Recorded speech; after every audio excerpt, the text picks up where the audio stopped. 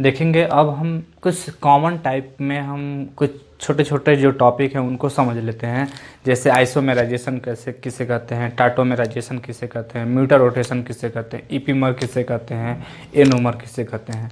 क्योंकि ये वर्ड ना इसमें कार्बोहाइड्रेट में बहुत कई बार यूज होंगे। एनोमर कार्बन, टाटोमेरिज्म, आइसोमेरिज्म और म्यूटर रोटेशन, तो उसको आप समझ लेंगे, ठीक है। तो इसमें सबसे पहले हम आइसोमेरिज्म पे हम बात करते हैं। तो आइसोमेरिज्म, आइसोमेरिज्म क्या होता है? आइसोमेरिज्म बेसिकली क्या होता है, एक किसी केमिकल कंपाउंड का मॉलिक्यूलर फार्मूला सेम हो और उसके स्ट्रक्चर क्या हो, डिफरेंट हो। मॉलिक्यूलर फार्मूला क्या हो, सेम हो, और क्या हो, स्ट्रक्चर डिफरेंट हो। जैसे एक सिंपल सिंपल एक क्वेश्चन, एक एग्जांपल है। जैसे CH3 CH2 और CH या OH। तो ये क्या है, इथेनॉल है। इथेनॉल है, दो कार्बन है तो एथ लिखते हैं, एथ, और सिंगल कार्बन है तो इसमें ANE जोड़ देते हैं। और जब OH है तो उसके लास्ट में OL लगा देते हैं, तो इथेन, ई को हटा दीजिए और OL जोड़ दीजिए, तो क्या हो गया, ये इथेनॉल हो गया है, IPC ने, ठीक है। इथेनॉल, तो इसका केमिकल फार्मूला क्या हो गया, कार्बन कितना है, 2 1 2, और हाइड्रोजन कितना है, 3 2 5 1 6, और ऑक्सीजन कितना है, 1। तो इसी से रिलेटेड एक और हम फार्मूला बना सकते हैं, जैसे CH3 और CH3, O बॉन्ड CH3, तो ये एल्कोहल हो गया और ये क्या हो गया, ईथर हो गया। तो दोनों का केमिकल फार्मूला सेम है, लेकिन क्या है, स्ट्रक्चर इसका क्या है, डिफरेंट है। तो इसको हम बोलेंगे आइसोमेरिज्म। आइसोमेरिज्म भी कई टाइप में होते हैं। ओपन फॉर्म होता है, पोजिशनल आइसोमर होता है, फंक्शनल आइसोमर होता है, टाटोमेरिज्म उसी का है, मेटामेरिज्म उसी का है। और मतलब इसके क्या है, डिफरेंट के टाइप है। जनरली जो आइसोमेरिज्म है ये 2 पार्ट होता है। क्या होता है, पहला क्या होता है, स्ट्रक्चरल आइसोमेरिज्म, दूसरा क्या होता है, स्टीरियो आइसोमेरिज्म। तो स्ट्रक्चरल आइसोमेरिज्म में क्या होता है, chain isomerism, position isomerism, functional isomerism, metamerism और टाटोमेरिज्म। तो ये क्या है, स्ट्रक्चरल आइसोमेरिज्म है। जबकि दूसरा है स्टीरियो आइसोमर। आइसोमर में क्या होंगे, उसमें होता है जियोमेट्रिकल आइसोमेरिज्म और ऑप्टिकली आइसोमेरिज्म। जो जियोमेट्रिकल आइसोमेरिज्म होता है वो कार्बन कार्बन डबल बॉन्ड के बीच में देखा जाता है, और ऑप्टिकली जो आइसोमेरिज्म होता है वो कायरलिटी के बेस पे देखा जाता है। कायरलिटी का मतलब एक कार्बन पे क्या हो, फोर डिफरेंट टाइप के फंक्शनल ग्रुप जुड़े हों, या कोई एल्किल ग्रुप जुड़ा हो, उसे क्या बोलेंगे हम, कायरल कार्बन। एक छोटा सा यहाँ पे क्या हुआ, डिस्क्रिप्शन हुआ, मतलब आपने समझ लिया कि आइसोमेरिज्म क्या है। तो यही क्या है, आइसोमेरिज्म है, ठीक है। Chemical formula same but structure में क्या हो, डिफरेंस हो। तो यहाँ पे आप लिख लेंगे, molecule have same number of the same kind of atom but या एटम यानी कि same formula, molecular formula, but differ in structural arrangement या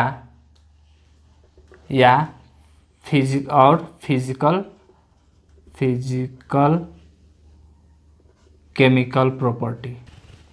या एक और लिख लेंगे, molecule having same molecular formula but differ in structural arrangement is called isomerism।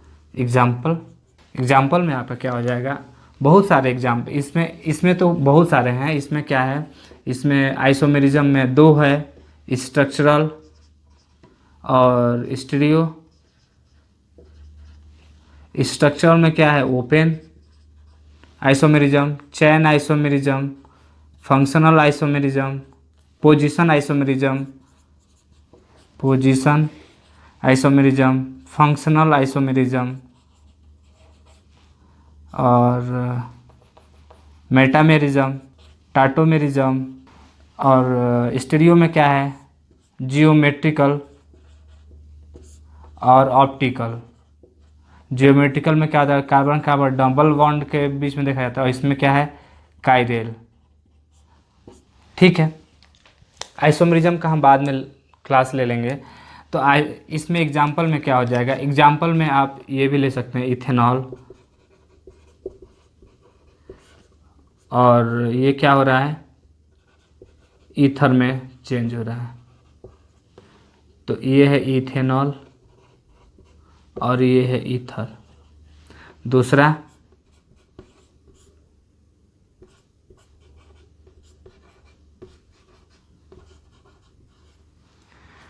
Acetone, ये क्या है, एसीटोन है, कीटोन है। तो ये किस में चेंज हो जाएगा, ये प्रोटॉन शिफ्ट होगा तो ये इधर आ जाएगा। तो ये नेगेटिव डबल बॉन्ड CH3 और ये CH2, एक H यहाँ निकल गया तो यहाँ आ जाएगा। तो आगे ये क्या बन जाएगा, OH। तो ये हो गया इनोलेट, ये हो गया इनॉल, और ये हो गया कीटोन। कीटोन यानी एसीटोन। ठीक है, एसीटोन। तो ये ये क्या है, आइसोमेराइजेशन हो रहा है। मतलब क्या, स्ट्रक्चर में प्रोटॉन का शिफ्टिंग हो रहा है। तो प्रोटॉन के शिफ्टिंग से क्या हो रहा है, एक नया स्ट्रक्चर बन रहा है। तो उसी को बोलेंगे क्या, आइसोमेरिज्म। दूसरा है आपका स्टीरियो आइसोमेरिज्म। में क्या होता है, स्पेशियल अरेंजमेंट होता है। जब कोई स्पेशियल अरेंजमेंट हो किसी एक कार्बन के रिस्पेक्ट में, तो उसे बोलते हैं स्टीरियो आइसोमेरिज्म। तो स्टीरियो आइसोमेरिज्म में क्या करते हैं, हम किसी एक मॉडल के फॉर्म में हम क्या करेंगे, उसको एनालाइज करेंगे, यानी कि उसको देखेंगे। अगला है स्टीरियो आइसोमेरिज्म या स्टीरियोमर, isomer.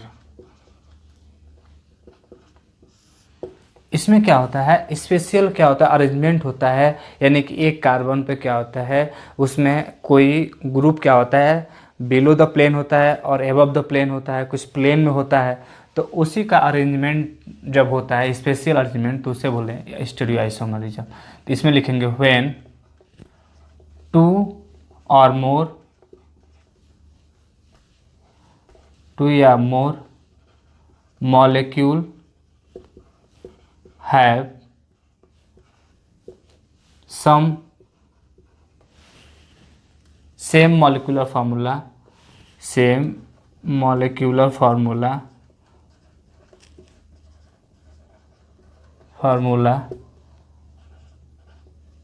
but differ in spatial arrangement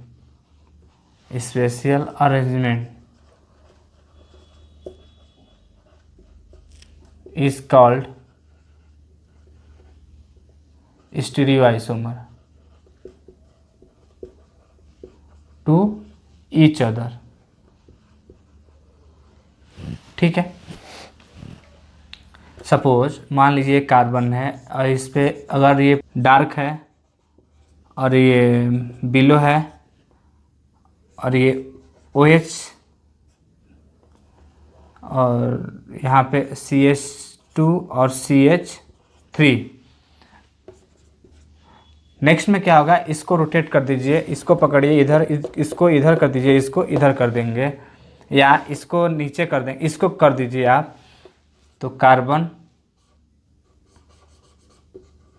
H dotted CH3, ये बिलो प्लेन गया, OH CH2 CH। तो ये क्या है, स्टीरियो आइसोमेरिज्म है। स्टीरियो आइसोमेरिज्म है, या सिंपल अगर ग्लूकोज की बात करें तो CHO OH। और मान लीजिए इसका मिरर इमेज बना दिया जाए, या इसको रोटेट कर दिया जाए यहाँ, तो अगला स्ट्रक्चर क्या बन जाएगा आपका, ये इधर आ जाएगा, ये सेम रहेगा CHO। तो ये क्या हुआ, सिर्फ कार्बन नंबर सेकंड ही क्या हुआ, इंटरचेंज हुआ। तो इसको क्या बोलेंगे हम, ये स्टीरियो आइसोमेरिज्म हो गया। एक्चुअली ये म्यूटा रोटेशन है, क्योंकि इसमें क्या हो रहा है, हाइड्रॉक्सी ग्रुप क्या हो रहा है, चेंज हो रहा है। तो ये अगर इसका साइक्लाइजेशन हो तो ये क्या बनाएगा, अल्फा और बीटा फॉर्म बनाएगा। ठीक है, तो ये तो अलग हो गया, म्यूटा रोटेशन में आता है। लेकिन ये स्पेशल अरेंजमेंट क्या होता है, स्टीरियो आइसोमेरिज्म होता है।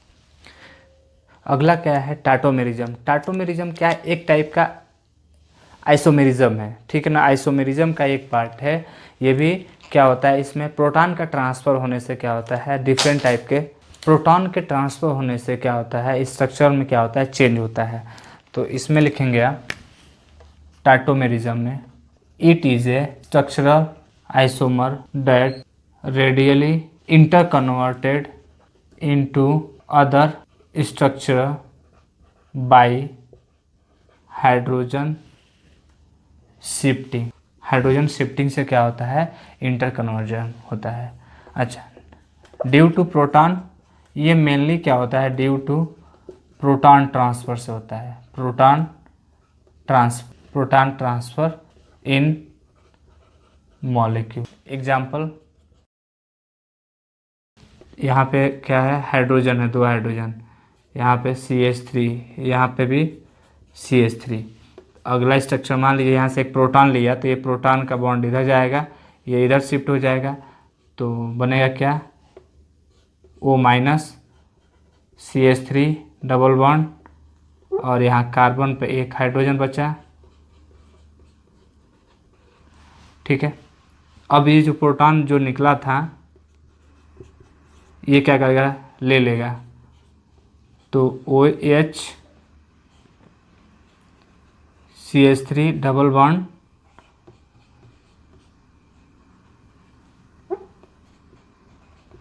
तो ये क्या हो गया, कीटोन हो गया।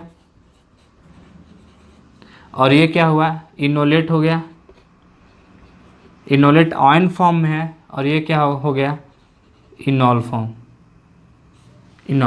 क्योंकि ये पे क्या हुआ, ये अल्फ़ा, ये है इस कार्बन के, ये और ये क्या है, अल्फ़ा कार्बन है, ये भी अल्फ़ा कार्बन है, ये भी अल्फ़ा, और जो अल्फ़ा पे जितने प्रोटॉन होंगे उसे अल्फ़ा प्रोटॉन बोलते हैं। तो ये क्या हुआ, ये कार्बोनिल के अल्फ़ा पोजीशन और इसके बीच में क्या हो, डबल बॉन्ड बना, और उसी पोजीशन पर क्या है, OH ग्रुप है, तो इसे बोलेंगे क्या, इनॉल। ठीक है, तो ये हो गया टाटोमेरिज्म। ठीक, अच्छा, एक चीज़ और है यहाँ पे, आगे आप पढ़ेंगे जैसे ग्लूकोज का फ्रुक्टोज में चेंज होना।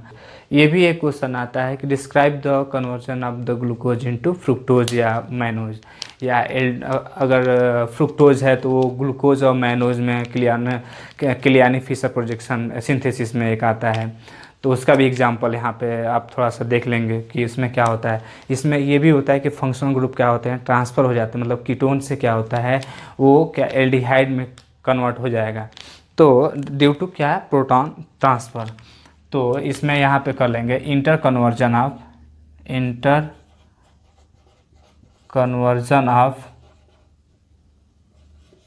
N aldose to a ketone, या ketone to aldose, and vice versa. ठीक है, जैसे में डी ग्लूकोज लिख लीजिए, ग्लूकोज किस में कन्वर्ट होता है, फ्रुक्टोज में, बोथ साइड मतलब रिवर्सिबल। ठीक है, तो ग्लूकोज से क्या हुआ, डी फ्रुक्टोज में कन्वर्ट हुआ, डी फ्रुक्टोज से फिर से ग्लूकोज में। तो ये क्या है, एक टाटोमेरिज्म होता है, ये टाटोमेरिज्म होता है। यहाँ पे एक और एग्जांपल कर लेंगे, जैसे अगर लैक्टम है तो क्या होता है, ये है लैक्टम, तो क्या बनाता है,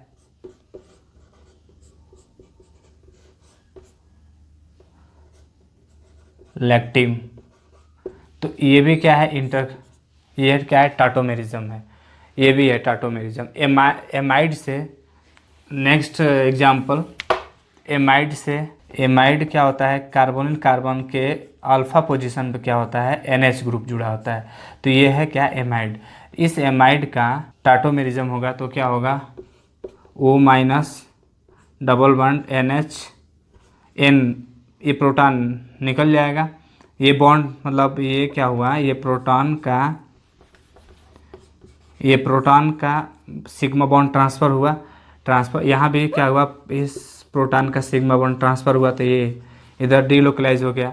फिर डीलोकलाइज होने के बाद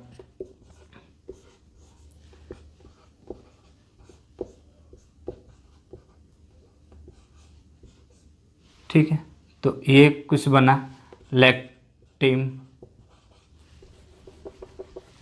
ये आपका इमिडिक एसिड हुआ, ये इमिडिक एसिड हुआ।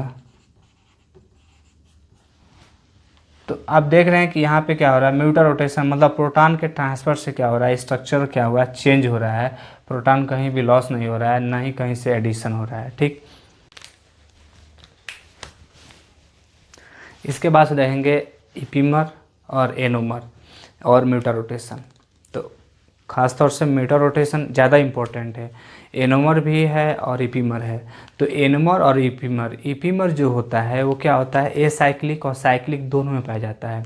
और किसी एक कायरल सेंटर पे, किसी ग्लूकोज मॉलिक्यूल किसी एक कायरल सेंटर पे क्या होता है, स्टीरियो में क्या होता है, चेंज होता है। स्टीरियो में जब चेंज होता है तो उसे बोलते हैं इपीमर। ठीक है, एनोमर क्या बोलेंगे, एनोमर जब तब होगा जब क्या होगा, किसी साइक्लिक डी ग्लूकोज के कार्बन नंबर 1 पे ही क्या होगा, वहाँ पे स्टीरियो आइसोमर शो करेगा। मतलब कि OH का लेफ्ट एंड राइट साइड में पोजीशन को अरेंजमेंट होना ही क्या है, एनोमर है। या और यहाँ पे क्या है, किसी एक कायरल कार्बन पे, ध्यान देंगे एक कायरल कार्बन पे। और एनोमर जो होता है वो क्या होता है, ओनली साइक्लिक फॉर्म में होता है, जबकि इपीमर साइक्लिक और एसाइक्लिक दोनों फॉर्म में एग्जिस्ट करता है। तो यहाँ पे कर लेंगे आप इपीमर। इपीमर में क्या लिखेंगे, differ in only one chiral carbon at any position और कायरल कार्बन। ठीक है, epimer are a type of stereo isomer that differ from each other only at one chiral carbon. तो ये क्या है, केवल एक कायरल कार्बन पर क्या होगा, स्टीरियो आइसोमेरिज्म क्या होगा, उसका चेंज होगा। अच्छा, इसमें दूसरा पॉइंट करेंगे क्या, दूसरा पॉइंट इसमें कर लेंगे, it is found in acyclic and cyclic molecule. जैसे में इपीमर, जैसे में देखिए यहाँ पे एग्जांपल ग्लूकोज। तो ग्लूकोज का ग्लूकोज और मैनोज क्या है, इपीमर है। तो इपीमर, तो मैनोज में क्या होता है, ग्लूकोज में क्या होता है, CHO स्ट्रक्चर बना लेंगे। ये देखेंगे यहाँ पे ये वाला पोजीशन इधर मूव कर दिया गया, तो ये इधर आ गया राइट साइड से लेफ्ट साइड में। तो ये आपस में क्या है, इपीमर है। तो कार्बन नंबर 1 2 3 4 5 6, सेम इसमें भी। तो ये कार्बन नंबर 2 पे क्या है, स्टीरियो आइसोमर है, स्टीरियो आइसोमर। इसी को क्या बोलेंगे, इपीमर।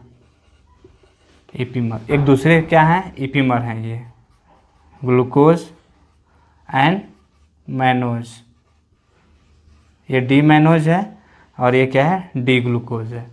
तो डी मैनोज और डी ग्लूकोज क्या है, आपस में एक दूसरे के इपीमर हैं। ठीक है, अच्छा, इसका एक और स्ट्रक्चर बनता है, यहाँ पे देखेंगे। जैसे मान लीजिए ये वाला स्ट्रक्चर गैलेक्टोज बनाया, CH2।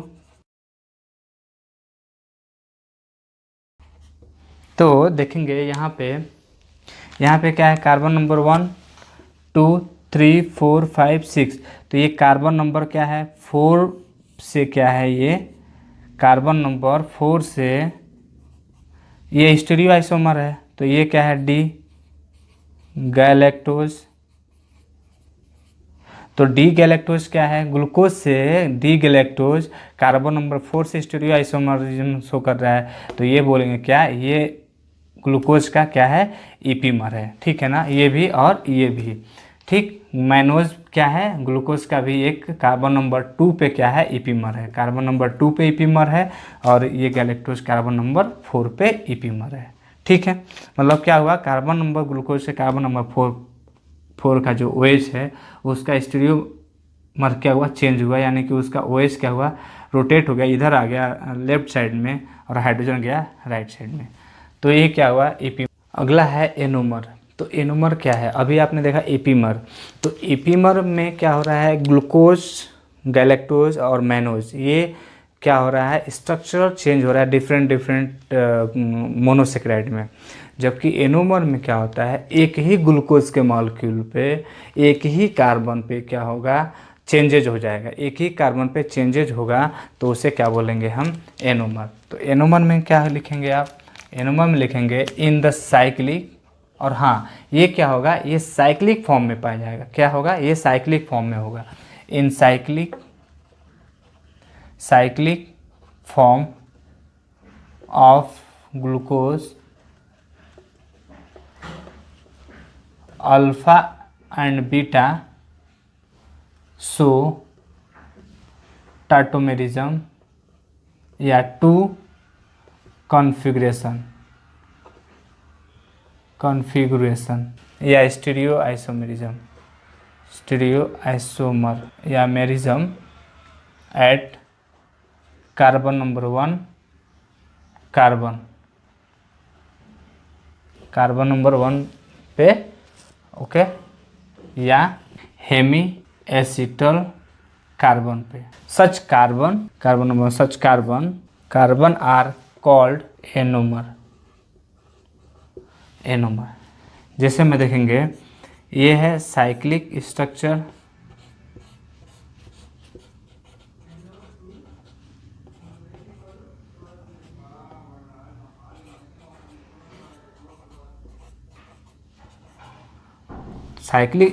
क्या है, ये हेमी एसिटल क्योंकि यहाँ पे वो इस ऑक्सीजन एक कार्बन और वो के बीच में क्या है, ये H बॉन्ड है, तो हेमी एसिटल हुआ। अब हेमी एसिटल में क्या होता है, ये अल्फा 2 फॉर्म एग्जिस्ट करता है, OH क्या होता है, शिफ्ट हो जाता है अप साइड में, रिमेनिंग सेंटर क्या होता है, सेम रहता है।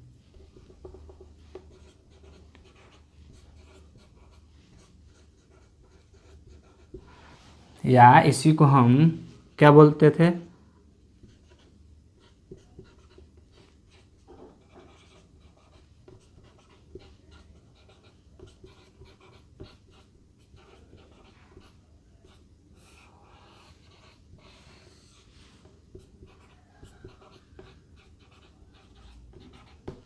ये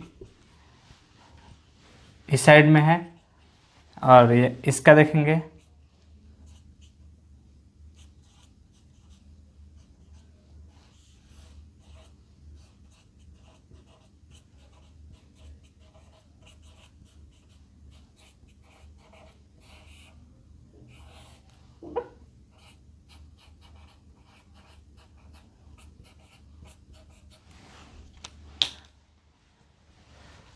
तो ये क्या हो गया, ये हो गया अल्फा, ये हो गया अल्फा, और ये हो गया क्या, बीटा।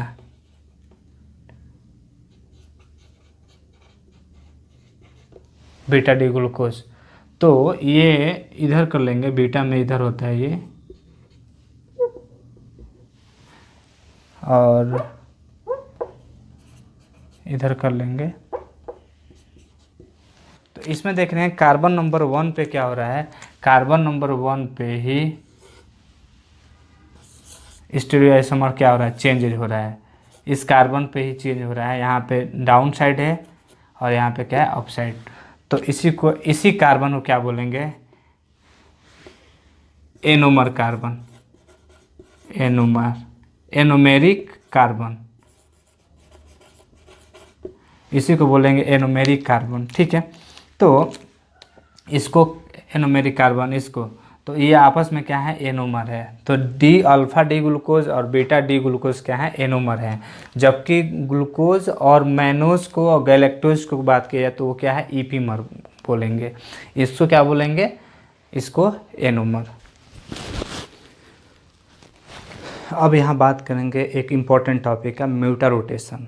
आपने ईपीमर देख लिया, एनोमर देख लिया, स्टीरियोमर देख लिया, टाटोमेरिज्म देख लिया। ठीक है, तो आपका एक, आपके लिए एक क्वेश्चन है कि ईपीमर और एनोमर में डिफरेंस बताना है, तो आप इसको लिख लेंगे।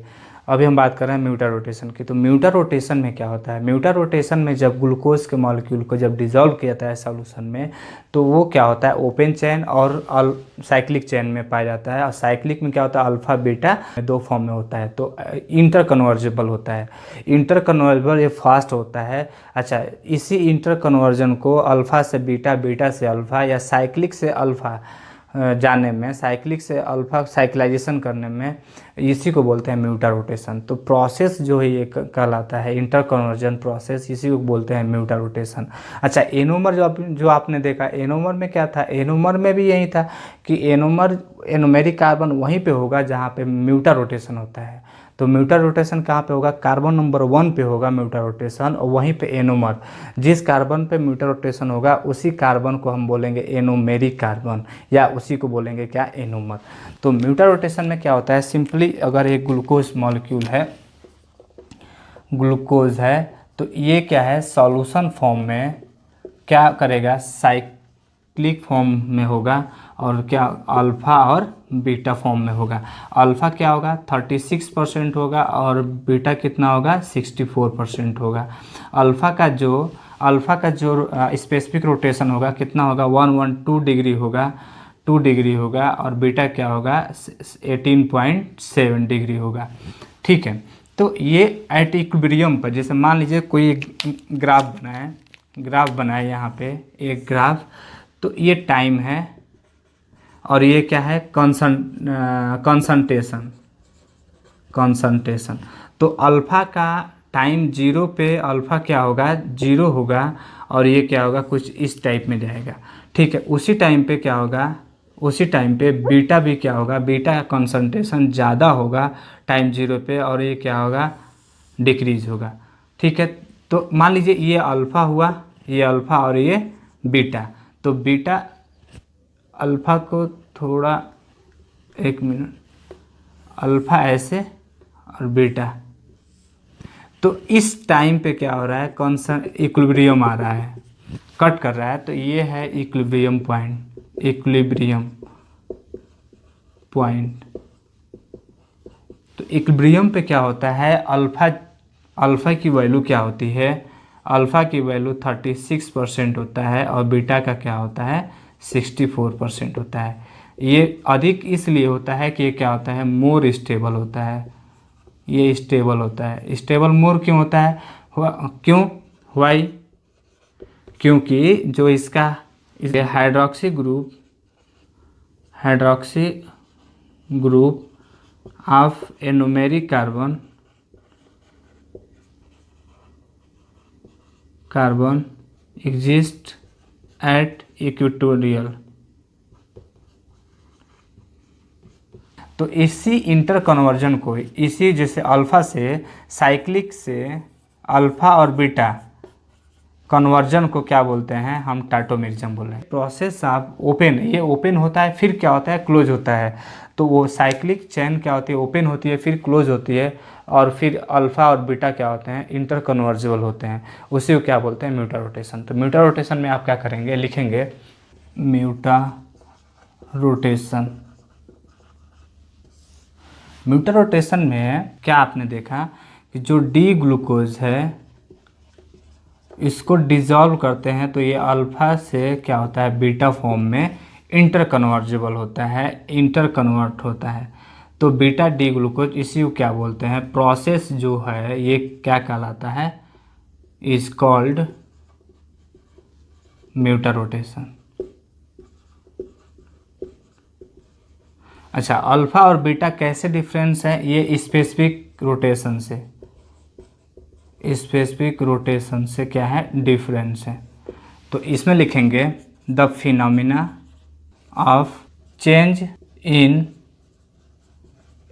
Specific rotation of A optically active compound at equilibrium is called mutar rotation. That is, D-glucose exists in solution alpha and beta form. Alpha D-glucose is interconverted into beta D glucose via a open chain structure. ये आपने देख लिया। इसके बाद से अभी ये structure देखेंगे कैसे जो है अल्फ़ा डी ग्लूकोज कैसे बीटा डी ग्लूकोज में कन्वर्ट होता है। इसमें एक और चीज़ जानेंगे, जो म्यूटर रोटेशन है वो क्या है, ओपन चैन टाटोमेरिज्म है। इसमें जो क्या होता है, जो अल्फ़ा और बीटा फॉर्म होता है, दोनों की फिजिकल प्रॉपर्टी क्या होती है, डिफरेंस होती है। फिजिकल प्रॉपर्टी में आपका क्या आ जाएगा, मेल्टिंग पॉइंट जो होता है वो क्या होता है, डिफरेंस होता है। क्रिस्टलाइजेशन भी क्या होगा, अलग अलग टेम्परेचर पर होगा। तो जैसे अल्फ़ा जो है वो 36% जो पाया जाता है वो मेथेनॉलिक में क्या होता है, वो क्रिस्टलाइज होता है। मेथेनॉलिक एल्कोहलिक कंडीशन में क्या होता है, क्रिस्टलाइज होता है, और उसका जो मेल्टिंग पॉइंट होता है 146 होता है डिग्री सेल्सियस। जबकि बीटा फॉर्म है वो क्या होता है, एसिटिक कंडीशन में, एसिड कंडीशन में क्रिस्टलाइज होता है, जिसका बॉइलिंग पॉइंट क्या होता है 150 डिग्री सेल्सियस होता है। तो आप मैकेनिज्म देख लेंगे। और म्यूटर रोटेशन में एक चीज़ और लिख लेंगे थोड़ा सा, mutarotation is a ring chain tautomerism. It is a acid-base catalysis process. Glucose has two form. Glucose has two form, alpha and beta D-glucose. Alpha D-glucose has crystallized at methanolic condition having melting point 146, and beta D glucose has crystallized in, यहाँ भी इन होगा, इन acetic acid condition में, condition having melting point 150 degree Celsius. ये है point. इसके बाद से क्या कर लेंगे, अच्छा इसका ऑप्टिकल रोटेशन कितना है, इसका स्पेसिफिक ऑप्टिकल रोटेशन 112 डिग्री, और इसका अल्फा डी 180.7 डिग्री, इसी को 19 भी बोलते हैं। तो अगला कर देंगे इस यहाँ पे मैकेनिज्म ऑफ म्यूटर रोटेशन। अब इसकी मैकेनिज्म को समझ लेते हैं, टाटोमेरिज्म की। तो मैकेनिज्म में क्या होगा, जैसे मान लीजिए ये चेयर फॉर्म है,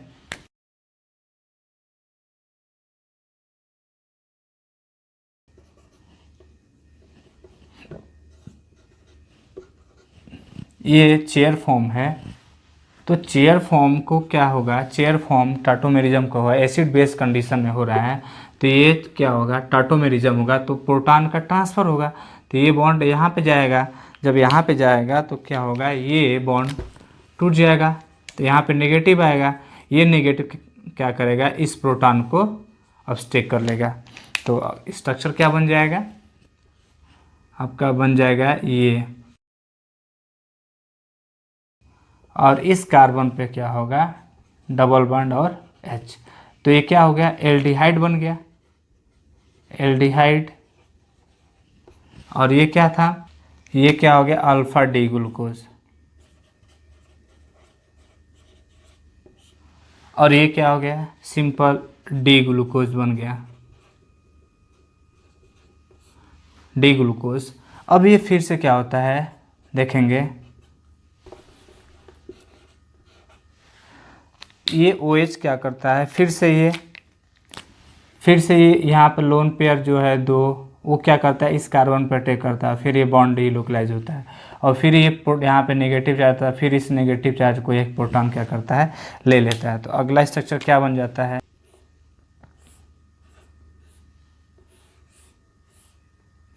अब क्या होता है, OH यहाँ पे क्या होता है, एवं इक्वेटोरियल पर जाता है, ठीक है, और ये यहाँ पे OH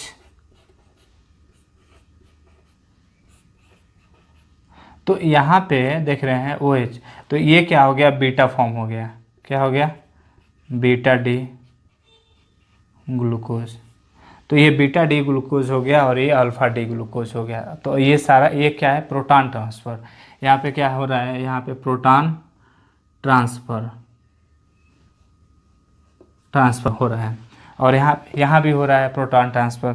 तो देख रहे हैं यहाँ से alpha D glucose beta D glucose के फॉर्म में कैसे इंटर कन्वर्ट हो रहा है, इसी को क्या बोलते हैं, म्यूटर रोटेशन। अगर आपका कोई डाउट है तो आप कमेंट बॉक्स में डाल सकते हैं, उसका आंसर आपको नेक्स्ट वीडियो के लास्ट में मिल जाएगा। Thank you for watching this video.